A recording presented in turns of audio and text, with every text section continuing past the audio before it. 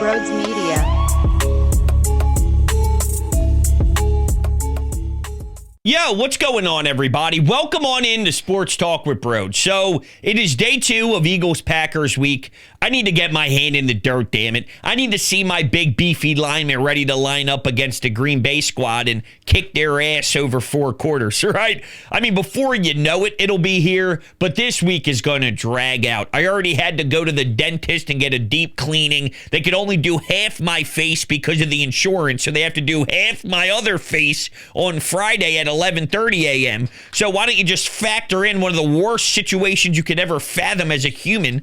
I went back to the gym and started the good old, hey, welcome to January 1st, 2025 crap, thinking that I'm going to not lose my New Year's resolution goals. We'll see how that transpires. But, I just busted my ass doing some upper body, in a hoodie, drenched in sweat and riding the bike, jumped in the shower, had a protein shake in the shower, came down here with shower sweats, and now I'm recording a show. So I'm all over the place physically. I'm all over the place emotionally. The only thing that helps settles my nerves is knowing my football team is going to annihilate the Green Bay Packers. So I want to give you a little rundown of what you are going to hear today. Number one, I want to dive back to something Nick Sirianni said 1 year ago.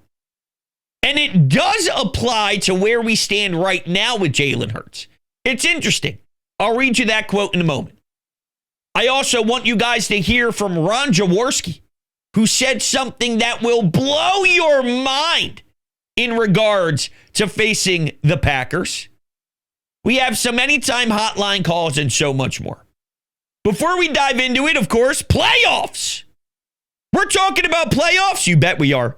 Get in on the action at DraftKings Sportsbook, an official sports betting partner of the NFL. Scoring touchdowns is key to winning in the playoffs, and you can score big by betting on them at DraftKings, the number one place to bet touchdowns. Ready to place your first bet? Try betting on something simple, like a player to score 6. Go to the DraftKings Sportsbook app and make your pick. You could take a look at AJ. You could take a look at Saquon. Or hell, how about an anytime touchdown for one Jalen Hurts on a tush push? Ew, that sounds like a winner. Lines and odds are subject to change. New DraftKings customers can bet $5 to get $200 in bonus bets instantly. So download the DraftKings Sportsbook app and use code BRODES. That's code BRODES for new customers to get $200 in bonus bets instantly when you bet just $5. Only at DraftKings Sportsbook. The crown is yours. Gambling problem? Call 1-800-GAMBLER. In New York, call 877-8-HOPENY or text HOPENY 467-369. In Connecticut, help is available for problem gambling. Call 888-789-7777 or visit ccpg.org. Please play responsibly. On behalf of Boot Hill Casino and Resort in Kansas, 21 plus age or eligibility varies by jurisdiction. Void in Ontario. Bonus bets expire 168 hours after insurance. For additional terms and responsible gaming resources, see dkng.co/audio. Okay. So let's begin with Nick Sirianni last year. And I want to give a lot of credit to Zach Berman, who dug this up and tweeted it out about 2 hours ago. And this is what it says here.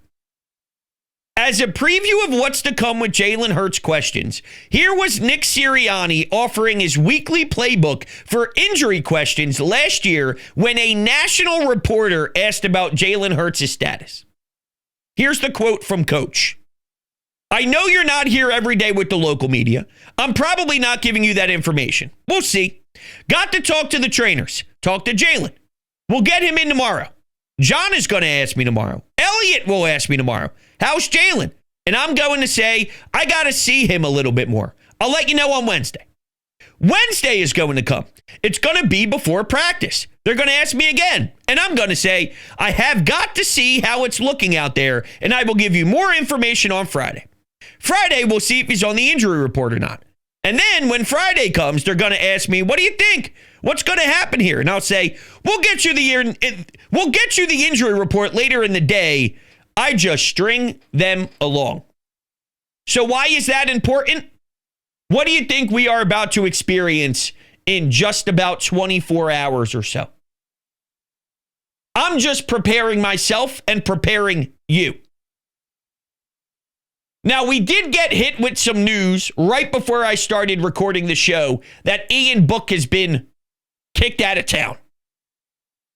Of course, there is going to be a corresponding move to something like that. And, well, we can all figure the direction that this is trending. Kenny Pickett with the ribs, Jalen Hurts with the concussion. Look, I think it's pretty obvious that Jalen Hurts is going to be playing football on Sunday. But just know there will be a rocky road to get there. And not because there's truly rockiness happening behind the scenes. It's just the way they're playing the game. It's the way they want Matt LaFleur to double guess himself. It's the way they want the Packers to have to worry for a second that maybe it is a Pickett. Maybe it is a McKee. Maybe we have to plan to see what those... Oh! And here's Jalen out there for 4 quarters dominating. It's just the nature of the beast. So what perfect timing to hear a very similar situation not too long ago and how Nick Sirianni expressed the way that he handles this with the media. Wednesday, there's going to be 1 billion members of the media all wondering the same thing. How is Nick Sirianni going to answer the question about the status of Jalen Hurts now that we are focused on a practice to see sort of how he responds? And the thing is, you won't know until after practice and then a night of sleep, seeing how it is 4 or 5 hours after practice. It's how does the body and the mind respond? So Nick Sirianni and the Eagles will use that to their advantage. Don't get mad at me. I'm just the one giving you the history of Sirianni in these spots. Okay, so that's number 1. Number 2 here. This quote bothers me. And it's a quote from a lot of Eagles fans. It's a quote from, of course, a ton of Green Bay Packers fans and even neutral fans that don't have any emotional connection to either two sides. And it goes a little something like this. Green Bay is a tough draw as a 7th seed. I don't think they're a tough draw. I think they're a draw. Because someone has to be Drew, whatever. The Eagles are so good. It's laughable to hear that this is some tough matchup for them. Hear me out. Yes, the Green Bay Packers play in a very tough, difficult division in the NFC North with 2 teams like Minnesota and Detroit, who on Sunday Night Football just played for the number 1 seed in the NFC. A bye week, and everybody coming to your building to have to make it to the Super Bowl as long as you do your job, right? To get to the NFC Championship game. As long as you do that, everyone's got to come to your house. So there is a lot of premier talent in their division. I know that. They went 0 for 4 against those teams. And when you factor in those 4 games plus the Eagles game, the first game of the year in Brazil, they've allowed an average of 30 points per game against those teams. Here's my point. We've seen a lot of good Dallas and Eagles teams in the regular season. Dallas ends up throwing up all over themselves every single postseason. But throughout regular seasons, most of the times we chalk it up to a split, right? The fact that you can't beat any of those teams at all this season, and you can't really beat a lot of good playoff teams in general, we're not the same. If you're going 0 and 4 against your division opponents in Detroit and in Minnesota, it shows that you are a dip off of them. And those two are at the top of the NFC. So are the Eagles. Eagles, Lions, Vikings are all in this same little category. And we could talk about Sam Darnold and the Vikings. And, they were daring him to make throws and he was overthrowing big time. And it looked like the moment was too big for him, where that's when I feel best about Jalen, is when it's winning time. He may struggle in the first quarter. He may struggle in the second quarter. But once they get to the third quarter and they overwhelm teams with their dominance and their physicality, and Saquon gets going and you need timely throws from Jalen in the fourth quarter, he starts to just do sensational things all around the field. But regardless, there is obviously a big difference and a big step up when you discuss Philadelphia, Detroit, and Minnesota. Green Bay's just not there. And when you think of seventh seeds and all, okay, this is it. This is kind of it-ish. They're in range to be a seventh seed. They are a team that beats teams who aren't good, okay, and who aren't better than them. So they beat who's underneath of them, and they can't beat who's in front of them. Sounds like a seventh seed-ish to me. Let's go at it. I don't want to hear about no tough draw crap. Versus playoff teams, Green Bay is 2-5. And something that you have to factor in is they are leaking oil. They have major injuries. They can't push the football downfield the same way without Watson on the field.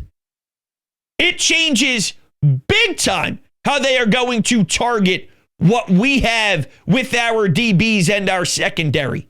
And I just don't believe that they have the personnel to constantly, over 4 quarters of action, drill home all of these fantastic routes to carve up Vic Fangio with Jordan Love and their weapons.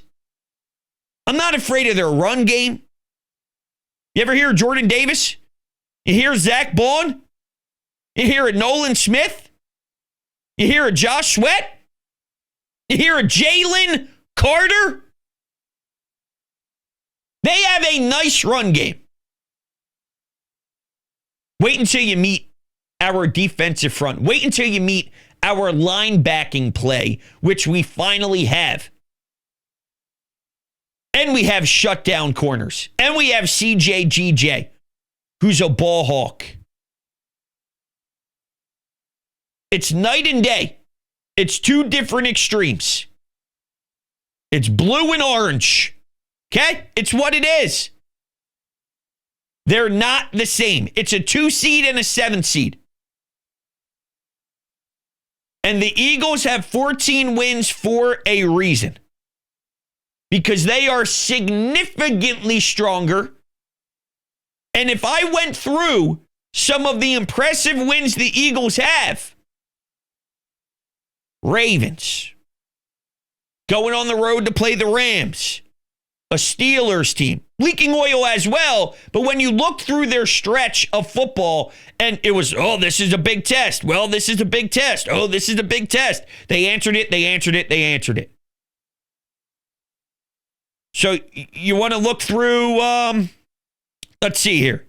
You want to look through the great teams the Eagles were able to accomplish beating this season, where Green Bay constantly fell flat on their face whenever they had an opportunity to do so? That Ravens win on the road was a super impressive win. Beating the Commanders 26-18. Beating the Rams 37-20. And as soon as Vic Fangio settled into that game, they shut down Sean McVay. Oh, Sean McVay's going to run circles because they got Puka back. Hey, here's Puka Nacua and Cooper Kupp, and they're going to run circles around everybody. Shove that up your ass. I mean, they literally got shut down at one point where, looking at Sean McVay, I felt embarrassed for him. And the reason they lost to the Commanders the second time around is because your quarterback gets knocked out 11 snaps into the game, and then it got weird as hell, but you still should have even won that game if it wasn't for a Devontae Smith drop. So the record against playoff teams on our end, when you do it for 18 weeks, it tells a big story. And this whole tough draw thing, I don't see it that way. And not only do I not see it that way, but let's take a listen to Jaws. Ron Jaworski weighed in. Listen to these strong comments on WIP's morning show. I just see no way. I see no way the Packers beat the Eagles.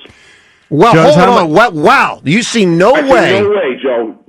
Okay. Wow. Wow. That is really a hell of a statement, Jaws. I mean, give me a little bit more on why. That shocks me. Well, I think Jordan Love is overrated. He's a solid quarterback, but he's overrated. They're going to be about one of their wide receivers in Watson, who's a guy that they can get the ball to, and Jordan Love likes to get the ball to. I just, when I look at them defensively, they're good on defense, but I think when we're healthy, and then Saquon Barkley, I'm thinking of watching the tape last night when I went through it. Saquon Barkley, that was his first game. He was just getting a feel for this offense. We didn't see a 2,005-yard rusher that week one. This offensive line will dominate up front. The wide receivers, I just see inability to stop it. Dallas Goedert now healthy again. I think the offense is playing at a very high level right now. Again, when I heard the comment coming on about Jalen, I agree he should be 100% for the game, but right now he's on in the protocol. So that's a little bit of a concern. But I'm telling you, this team is really, really good. It's young, it's fast, it's aggressive, it's now well coached. Vic Fangio's done a tremendous job of turning this defense around at every level of the defense, defensive line, linebackers, secondary, all good, young, fast players that will whack you when they get the opportunity to do it. And I already talked about the offense. Hey, you may find the problem. Maybe Jake Elliott's a little bit off right now. That may be the only negative I can see at the moment. All right, so he goes on to continue talking about Jake Elliott, and I do have some thoughts on that, even though we've picked that apart a little bit. But there's a Nick Sirianni angle that's super intriguing. I agree with Jaws that Jordan Love is overrated because people act as if he is one. It almost applies perfectly to this people who think they're a tough draw thing is saying. Like, the Packers are not with Detroit, Minnesota, Philadelphia. Jordan Love is not with Josh Allen, Pat Mahomes, those cats. But sometimes you hear plenty of analysts and plenty of fans go out on the limb and make it seem as if he's up there. Jordan Love is perfectly who the Green Bay Packers are. I think you are in a position where you can beat teams that are better than you with Jordan Love. And I think he puts you in a position to beat teams that they are built structurally better than. But I don't think he's consistently out of this world, elite, incredible playoff game on the road going to annihilate you and suck the soul out of you. Not Philadelphia, maybe Dallas, but Dallas are known chokers. Dallas is known to fail inevitably every single season. So that's more telling you about who they were going up against. And the reason why I feel this strongly, though, about this not being a tough draw is because it's more about who the Packers are going up against and less about the Packers. I've said it before and I'll say it again. I like Jordan Love and he is going to continue to progress. But when I look at him now, he doesn't strike me as someone that I need to literally lose sleep over. But the Packers should lose sleep thinking about this team and this roster because they are overwhelming.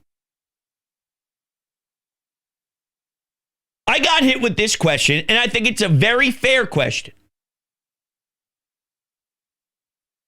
It went something like this. Brodes, I hear you on the Jordan Love front, but can the same be said about Jalen? Do you think people go to sleep at night shaking in their boots about Jalen?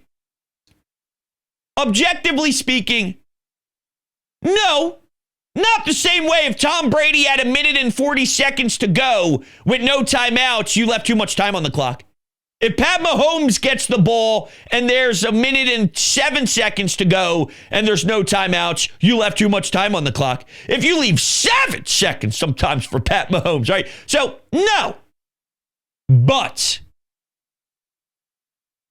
the way the Eagles are built is different than most of these all-timers. You should be worried about Lane. You should be worried about Mailata. You should be worried about Landon Dickerson. You should be worried about Saquon Barkley. You should be worried about Quinyon Mitchell. You should be worried about Jalen Carter. You should be worried about Jordan Davis. You should be worried about Mekhi Becton. You should be worried about A.J. Brown. You should be worried about Devontae Smith. And to some level, Jalen is a killer. He's just a silent killer. He kills in different ways. He moves in silence, but he does it on a 3rd down and 11, and he runs for 18, and he does something that's so demoralizing in the game, but he's not going to have a box score that reads 412 passing yards and 4 passing touchdowns.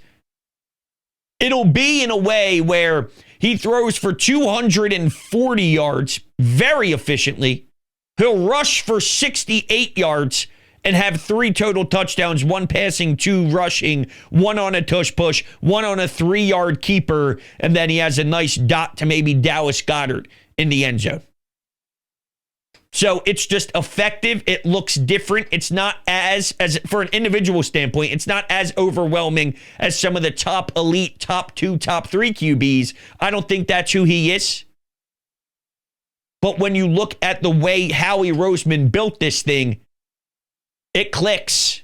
The puzzle pieces are there, and it forms something special.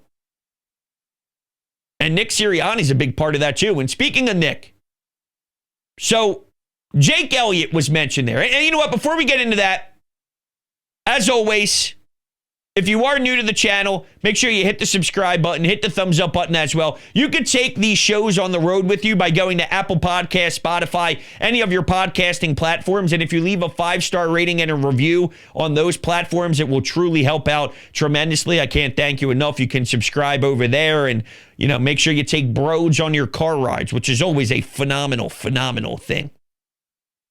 Also, garage beer. There's nothing better than walking into a party and you got racks of garage beer on your shoulders. It's like, damn, dude, who's that kid? Yeah, dude, I know. Yeah, 0% IPA, 100% light beer, 1,000% quality. It's the best light beer to ever touch your lips. DrinkGarageBeer.com.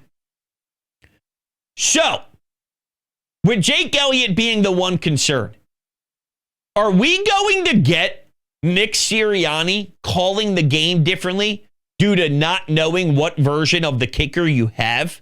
What happens if you're in enemy territory, you're in range for potentially a 51-yarder, and on years or in years where Jake Elliott was spot on, he'd kick the field goal.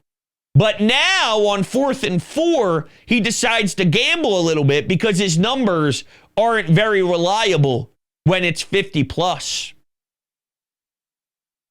Do you think we see a world where his decision-making, being aggressive, going for the points, all that, is now being questioned internally because of it? And to be fair, I don't think it would happen nonchalantly on the fly on the sidelines. This is something where Nick Sirianni's going to sit down with Howie. Nick Sirianni's going to sit down with Kellen Moore. Nick Sirianni's going to sit down with Vic. Nick Sirianni's going to sit down with his staff and talk through this and be like, what do we think here? Are we going to stay true to who we are? Are we going to show faith in Jake Elliott and say, hey, we trust in you to hit that 50-yarder because if it comes down to it later on in the playoffs, we may need him to understand that we have faith, we have trust, and we know he can drain it. Where does this whole thing go? I don't know. But that has been planted in my brain, and that seed is planted that is something to monitor. That's a big decision. Now, if it's 4th and 1, 4th and 2, more times than not, we've seen them be aggressive. We know we have the tush push in their back pocket, and they can rely on that heavily if they need to. So it may not be a situation. If it's 4th and 1 on the enemy territory and they're going to tush push it, fine. If it's 4th and 2, fine. But what if it's 4th and 4? What if it's 4th and 5? At some point, the downs and the yardage will dictate it. If it's 4th and 9, okay, and you're struggling to move the ball, you want to get points on the board, then it's sort of taken out of your hands, and you know what you're going to do. You're going to try a 52-yarder and hope and pray that Jake Elliott can put it right up the uprights or right through the uprights. Something to think about. All right, let's go to some anytime hotline calls, shall we? Let's do it. I'm just going chronologically from when last game ended to today. So let's do it. What's up, Brodes? It's Jack from Richboro, Pennsylvania. Just got done watching your video on recapping on the Eagles' finish today against the Giants, and your thoughts on going into the Green Bay week of first week of playoffs. I agree with Vegas being off on the +3.5, but I see where they're coming from, right? Because Jalen is coming off of the concussion protocol, we hope, coming into the playoff week, and I can understand the trepidation there. So, I see both sides of it. But either way, I am blessed with the opportunity to go to this upcoming game with my girlfriend who's a Packers fan. Why I'm dating a Packers fan? God knows. But I do get to, probably end up consoling her when we do end up beating them. I don't think I'm as worried as others would be. But, go Birds, one way or the other. Peace and love. Wow, that is an interesting date night. Now, I know a Packers fan in my life, and the second we found out that that's who we're going to play, I straight up just sent him a text and said, Packers suck, with 9 exclamation points. Now, he's one of those fans that doesn't feel great about the current state of his team, so he hit me with the, yeah, I know, it's going to be a Birds W. Someone looking at it very smartly and objectively, of course, and I give him a lot of credit for that, but it did ruin what I thought would be a fun exchange of a back and forth. Dating a Packers fan, I don't know how anybody does it. Whenever I see fans where it's a Steelers fan with an Eagles fan, or it's a Red Sox fan with a Yankees fan, or something, I go, what the hell? I don't get it. What I would do, it's just me personally, you'd have to make a bet. How do I say this the right way? There's got to be some entertaining bets. You know what I'm saying? Bend them over! You know what I'm saying? There's got to be some fun bets involved. That's the only way I can find a way to somehow survive a situation like that. Luckily, I have no worries, okay? And I don't have to worry about that because my wife has brain cells. That's not right. That's making it seem like yours. That's not what I meant. Not what I meant. There's a chance that doesn't even make the show because that sounded brutal. Not what I meant. I just mean from a grand scheme of things. If you don't like Philly sports, why? That kind of thing. That kind of thing. I don't want to disrespect anybody. I feel like terrible. I'm a bad guy. You don't ever want to be like me. So the spread, though, yes, it started at 3.5. I don't know if it was just the injury front with Jalen, and I've spent time on that throughout the last couple of shows because I think they knew Jalen was going to play. I don't think that line was Jalen based. I think that was they feel the Green Bay Packers are a tough draw. I think they feel this is a closer matchup than it really is. That's what I really believe deep down. They're disrespecting Philadelphia by making the line that. And they're overhyping Green Bay. Now that we're a few days removed from the opening line, that's sort of my first stance. Now that I've been able to absorb it and really acknowledge what it was, that's my first stance here with a fresh mind, a fresh set of thoughts on it. All right, we'll take one more call here and then kind of wrap things up. Brodes, I'm really confused by your attitude today, Packers. I'm surprised you didn't learn the last time from what you said about the Mets, calling the Packers filth and then shitting on the Mets. You're falling right back into this trap, man. It's on the Packers filth and shit. I mean, they were what, 11-16, 12-5, not too sure, but they're not filth. And they played the Eagles tough in that first game, whether you like it or not. So I don't care what Vegas odds are. That's just for the gambling addicts. But I have no idea why you're going to say shit about the Packers like that when it could come back to bite you. Well, because the Eagles are a great fucking football team, and the Eagles are better than the Packers. And two things here. One, what I say doesn't actually matter to what happens on the field. So if I am overconfident, if I do feel a certain type of way, no matter how I feel and what I say, that doesn't automatically go into Lane Johnson's body, and now he's going to play differently based off of my tone. So the whole didn't you learn last time the Mets, what I said had no actual effect on the way that the Phillies struck out in the batter's box. So first off, how I feel is irrelevant to what actually happens. The actual gameplay. But there's a reason why I feel this strongly about it. Because the Eagles are a dominant football team. And you say, well, Green Bay's good. They got 11 wins. Okay. Well, how many wins did the Eagles have then? If you're going to break it down to that easy of a discussion and that plain and simple and that dry, that vanilla, you better watch out for them. They got 11 wins. We got fucking 14. 14. And nobody remembers when I say things and it actually plays out the way that I say it will. The Dallas Cowboys game will be an obliteration. It will be a domination, ass-kicking, straight-up Timberland boot, steel toe to the front teeth where you look homeless. I don't know. They won 4 out of 5. No. Listen to me. It will be a domination. And it was. I said that a lot of different times this year where they will win when some counted them out. And I expressed why I felt that way. Steelers, Ravens, Rams. You only remember when it comes back to bite, like maybe Washington, which look at what went down when they lost to Washington, which they shouldn't have lost if Devontae Smith just caught the ball, even with all the craziness involved.